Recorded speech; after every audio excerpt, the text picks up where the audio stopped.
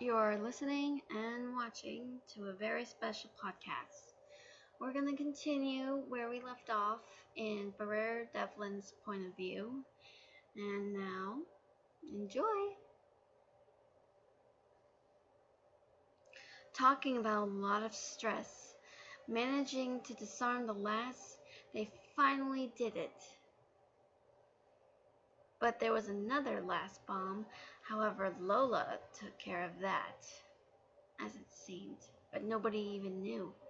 Once that was over, Luna couldn't help but congratulate them. However, that was short-lived when she began taunting everyone about their darkest past. She started off with Ichigo's past about the death of his mother, of how she was killed by a hollow. Then on to Rin and him being the son of Satan, and how his father would sacrifice himself to save his son. Then turning on to Luffy, taunting him about the death of his brother Ace. Natsu was taunted by Luna because of his lack of maturity in powers after being on Tenru Island 7 years in his world, and also the whole courage of that. Natsu was getting really irritated, and Naya was being teased about his relationship with Karuku and began taunting about him. Naya was getting pretty sensitive over that subject.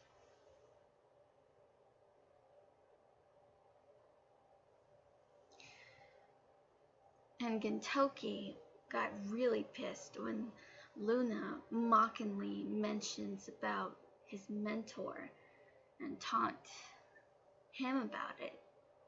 And also, it all came down to Eren and about how he devoured his own father and how he couldn't remember it. Now that was a shock.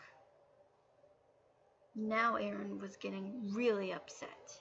He had been taunted about the Levi squad far too long, and all of the losses that he couldn't even save. But this was getting out of hand and really upsetting him. And even more, Toma was being irritated by her teasing and mocking over the fact that he's just a sore loser that's just a miracle breaker.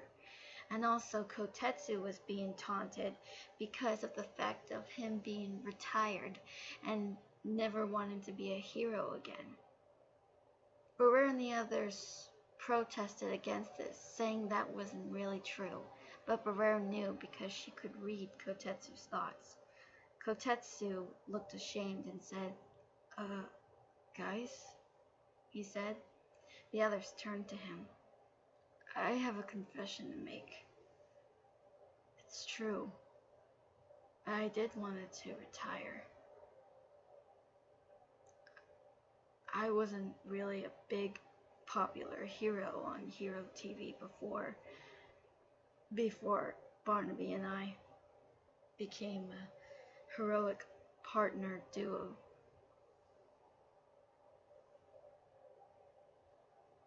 Said Kotetsu sadly.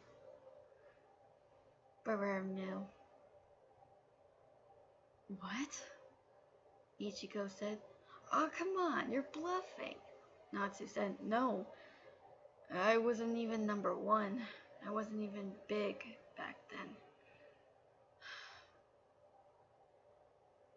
I don't know. My powers were going out of control.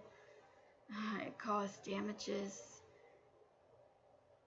I wanted to be a hero so much, but I knew I couldn't be a hero forever. So sometimes I just wanted to stop for a while. Maybe live a normal life. Said Kotetsu. The others were really shocked, but Briar knew this was coming. So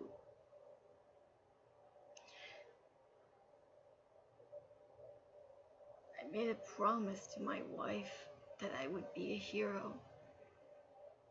Everything.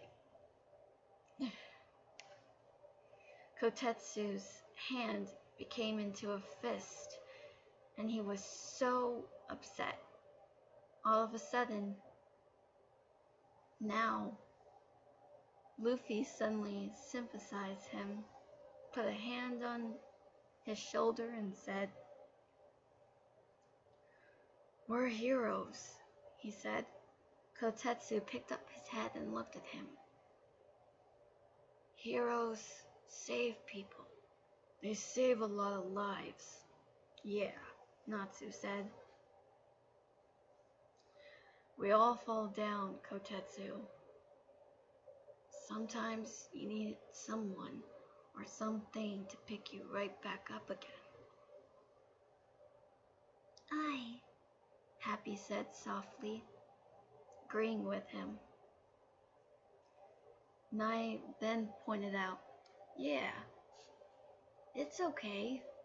You don't have to be ashamed. We've all been there."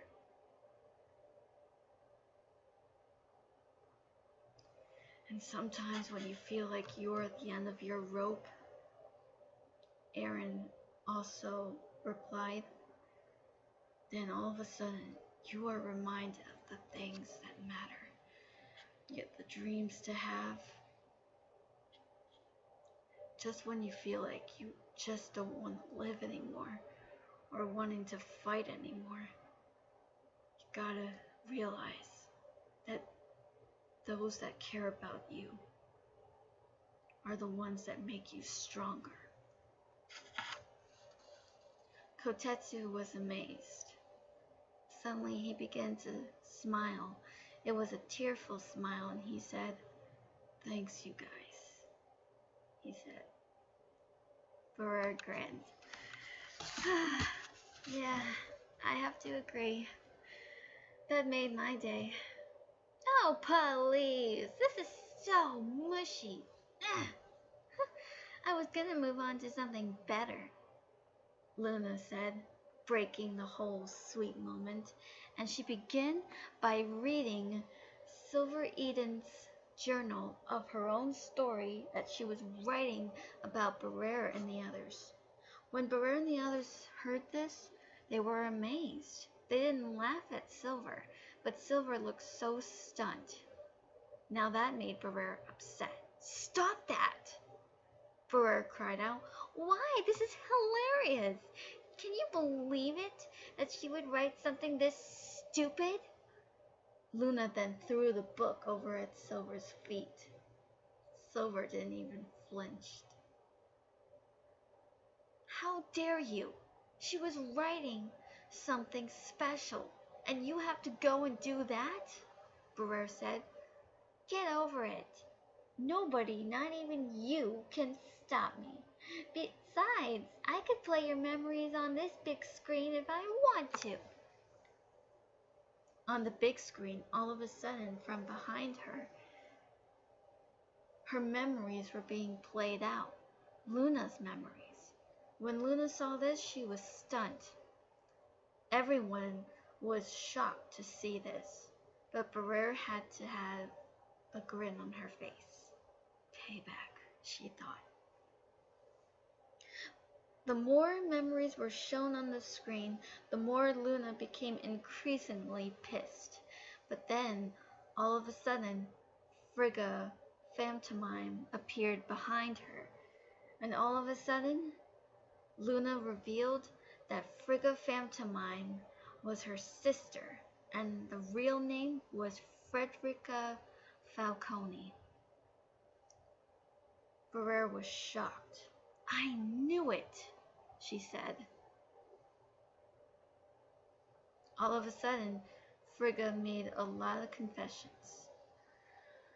"I came to tell you all that the reason why and the ones of the infestations that bitten Briar and the other agents, the person that was responsible for those crimes was me," Frigga said. Briar couldn't believe it. "What?" Some were getting pretty upset. Others tried to calm the other person down. Briar spoke up. But why? Why would you even send these infestations to bite us, giving us the mania mercury? Why would you want to do that? Briar said, so I can stop my father for what he created, to put all of his creations to rest, to stop all this monstrosity, this madness that's been going around. I did not want to be anything like him. So this is what I did. I kidnapped a sample from him of infestations. I stole them all, and I put them in cages, and then I gave them this, and then targeted you agents, so that one day you will have the power of the Mania Mercury and use it in a more good and positive manner, so you can take down what my father created.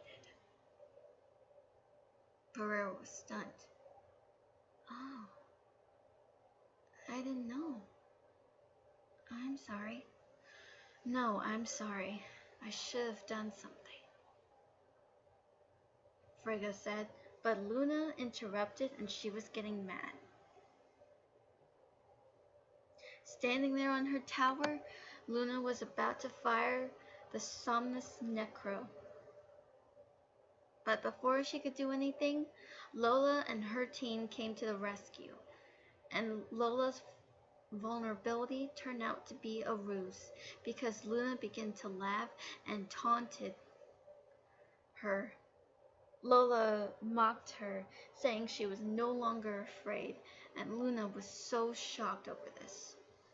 And Frigga decided that she had enough, and that Luna was pushed over from her tower and she was about to fall, but Katrina managed to save her in time. Even though she was rescued, however, Luna was ungrateful, and she decided to kill them all. Briar and Aaron managed to make their way to stop her by using Titan. However, Aaron suddenly was shot from one of the gunslingers of Nevermore, and he fell unconscious. He was okay, but he was just unconscious. Katrina came over. Bree! Cat? Here, let me. Okay, thanks. Katrina began to absorb Aaron's powers, and all of a sudden, Katrina became a Titan herself, shocking everyone that was in there. And Katrina was speaking in her Titan form, really scaring the chilly bones out of Luna. Lola was really amazed to see this. However, by the time Katrina got out of the Titan's body, the whole place was gonna blow. However, Briar and the others managed to escape, as well as their friends and allies. Seeing Katrina again, Briar had to thank her half-sister. Soon she was very grateful, very much indeed. Another job well done. Okay, thank you so much for listening and watching. I think we're almost done, so stay tuned for more coming your way. I'm Catherine Donovan, and I'll see you next time. Ta-ta for now!